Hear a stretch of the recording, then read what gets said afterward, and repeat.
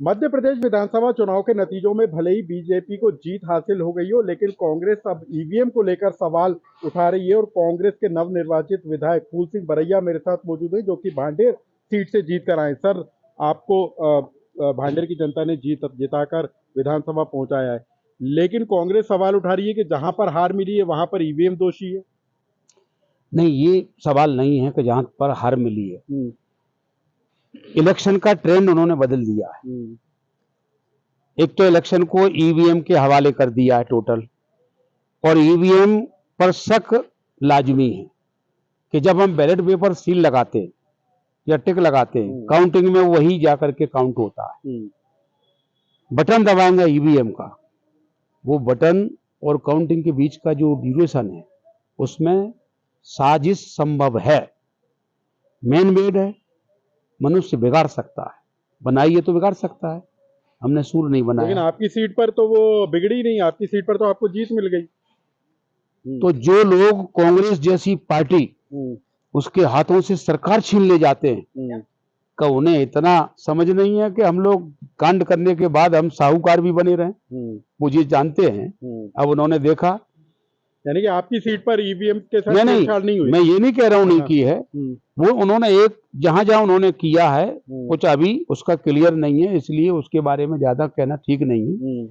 कि जैसे party analysis जैसे उन्होंने छोड़ दिया को वो छोड़ दिया तेलंगाना, हाँ जीत गई सरकार, बन गई। तो अब आप पूछेंगे कि फिर ईवीएम से तो वो कैसे जीत गई? तो वो भी इतने चतुर और होशियार लोग हैं कि चोरी करने के बाद भी साहूकार बनने के पूरे परिणाम देते हैं, पूरे के पूरे। चलिए सर, ये तो ठीक है, लेकिन आपने चुनाव के पहले कहा था कि यदि बीजेपी 50 सीट भी ले आएगी तो मैं अपना मुंह काला कर लूंगा, तो क्या अब इसके तरफ आपका कदम होगा? वो मेरा स्टेटमेंट था और मैं स्टेटमेंट के प्रति कायम हूं, लेकिन मैंने दिया क्यों था? मुझे वोट का मेरे पास जो कैलकुलेशन है कि जिस दिन भी फेयर इलेक्शन हो जाए, लगता है जब चुनाव की तारीखें नजदीक आती हैं तो इलेक्शन कमीशन ऑफ इंडिया और सरकारें घोषणा करती हैं कि इस बार चुनाव हम फेयर कराएंगे, लेकिन नहीं हुआ। तो मेरा ऐसा मानना है कि जिस दिन फेयर इलेक्शन हो जाएगा, जिस दिन भी, उस दिन मैं मध्य प्रदेश की चर्चा कर रहा हूं कि भारतीय जनता पार्टी के पास उनका नेचुरल इतना वोट नहीं है कि वो 50 एमएलए भी बना सके। मैंने स्टेटमेंट दिया, अब आज वादा आ गया है कि उस स्टेटमेंट से बदला जाए, ठीक है। तो फूल सिंह बरैया भाजपा का नेता नहीं है, तो ये कह दे कि आपके खातों में 15-15 लाख रुपए जाएंगे।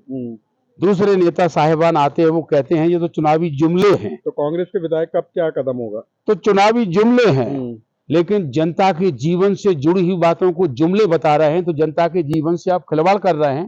फूल सिंह बरैया जनता के जीवन से खिलवाड़ करने वाला नेता नहीं है। और फूल सिंह बरैया ये काला मुंह की बात तो छोड़िए, लोकतंत्र बचाने के लिए, संविधान बचाने के लिए, देश बचाने के लिए लहू बहा करके लाल मुंह भी करना पड़ेगा तो करेंगे, लेकिन हमारा स्टेटमेंट था काले मुंह का। और हम 7 तारीख को 2 बजे मैं राजभवन के सामने अपने हाथों से अपना मुंह काला करूंगा, मैं अपनी प्रतिज्ञा पर खरा उतरूंगा। लेकिन पार्टी आपके साथ है क्या सर? आपको लगता है कि ये मेरा बयान था, मैं निजी बयान है, मैं खुद पार्टी का नेता हूं, मैं इस काम को मैं खुद करता हूं, वो मेरी क्षमता थी, लेकिन नहीं हुआ तो मैं इस काम को करूंगा, मैं पलटूंगा नहीं बीजेपी की तरह।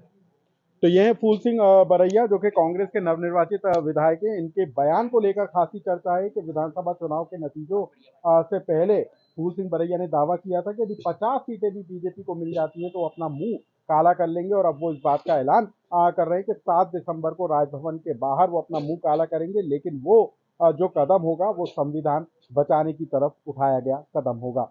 भोपाल से लोकमत के लिए अनुराग श्रीवास्तव।